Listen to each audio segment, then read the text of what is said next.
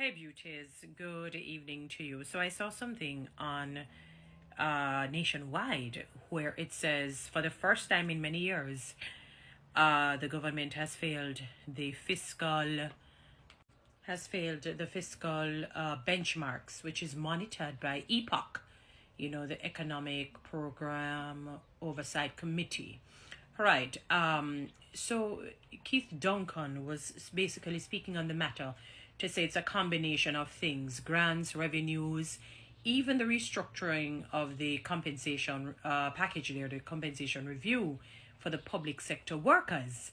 And, he was, basically listing some, certain anomalies that came in, and that the government needs to ensure and demand more performance, because when they look at the indicators, the performance is below par, and the government needs to demand more from its workers. And I smiled to myself, and it brings me back to when the Prime Minister was speaking sometime, was it last year, January, I think, or December, when he raised the salaries for the parliamentarians, for the MPs and councillors and so on, and was saying, if you want to see premium work, for us to work effectively and efficiently, go above and beyond, then we would need premium salaries. And almost, if not immediately, the salaries were moved by 100%, 200%, 300%, depending on where you fall on the spectrum. And, I know I had done a video sometime after, in the aftermath, to say that for any income to be generated, for increase to come in, for profit to come in other words, for our revenue to supersede our expenses by far, we need highly trained, highly skilled, highly educated people to be in our country. You have to mitigate brain drain. You have to ensure that people with the high skills, knowledge, their EQ and IQ are through the roof. They don't leave in droves, because the economy will be affected. So it's not about demanding more. It is not about demanding more. It's the personnel that they have to work with presently. Do we see what is happening? Do you look at the indicators in school? Do you see what is happening even in tertiary schools sometimes? From before I even started the university, they used to complain about people not understanding or grasping the basic compulsory subjects, the English language or even mathematics, that people by and large struggle in those too, and it affects them in other areas, so they don't really perform optimally. You have high schoolers who are reading at either at or below the basic school level, or some of them at or below the grade 4 level. So we can just use that as an indicator as to what happened before the study was fairly recently done. Their brain drain is almost higher than the pie in the sky. So it's not about demanding more. People can only give what they have, what they know, what they're trained to do. There are many misfits also in a number of the organizations, the public sector organizations, and perhaps private sector organization. I know of a case where somebody was underperforming, they were performing below par. The kind of performance that they had, they actually would deserve a demotion, and the person was promoted because they were liked. And maybe they were yes men and women, and I'm pluralizing it for this, so that nobody knows if it's a man or a woman. I know categorically of a case like that where somebody was promoted based on poor performance and others remain stagnant on good performance, not being tardy, good attitude.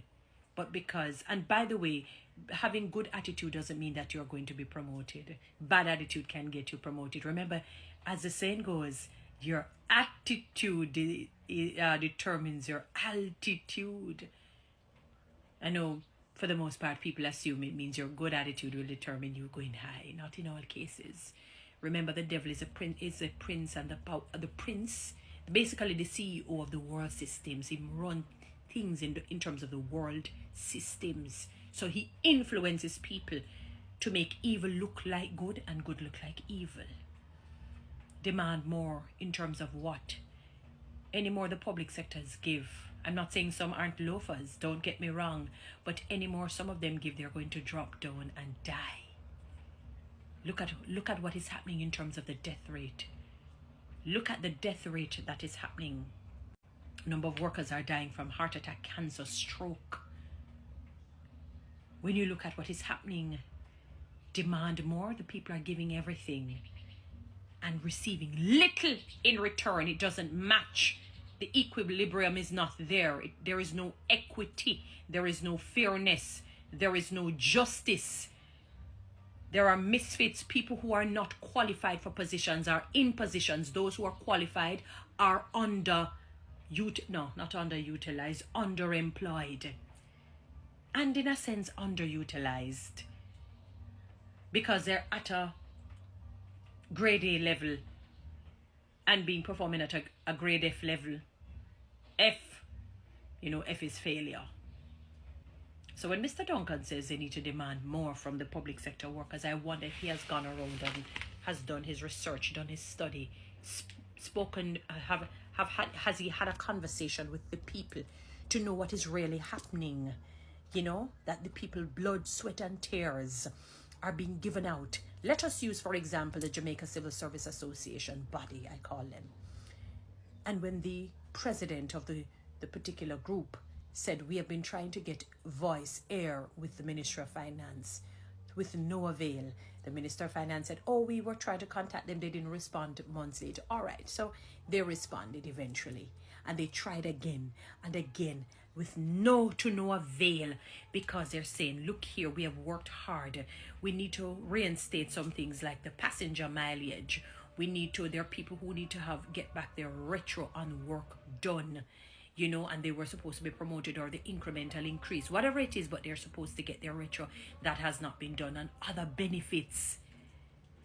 The people who were contract workers, many of them who are contract workers, the ones who have moved from contract predominantly, are people who, no disrespect, the lower end of the spectrum, bottom of the food chain.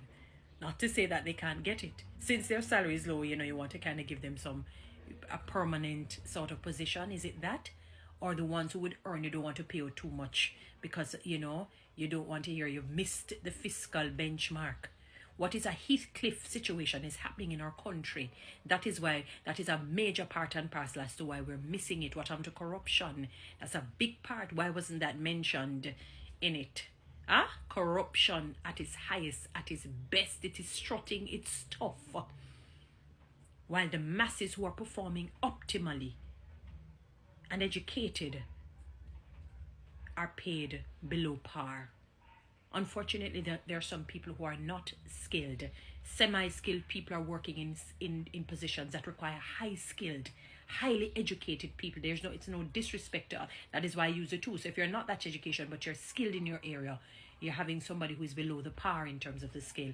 In terms of the educational level, you'd have somebody who is below par. So on the two ends of the spectrum, they have gotten hit because of a massive brain drain. And Mr. Duncan is going to say they need to demand more from the public sector workers. It's only perhaps a very rare amount, like a small number of people who are underperforming, who are loafers. But for the most part, we give of our best. We give everything. We give it as though it is our last. We want to change the world, as the world turns, sir. Et al. Demand what more? We are the ones who need to demand more pay. The fiscal benchmark that was missed has nothing to do with the public sector restructuring package. What they're getting and what we're getting presently is a joke as it relates to the economy, as it relates to inflation. People are struggling, people are suffering, people have no money. They cannot survive. They're dying financially, physically, mentally, emotionally, spiritually, psychologically. And you're saying that you're putting that as a part of missing the fiscal benchmark, sir? Come on, sir. You have to do better than that. A big part, corruption, brain drain, and a Heathcliff mentality. Heathcliff cut 5%. You think he's going to take the 5% and he stuffs the 95% down his throat. So the powers that be do that. Guys, follow me on TikTok, subscribe to my YouTube.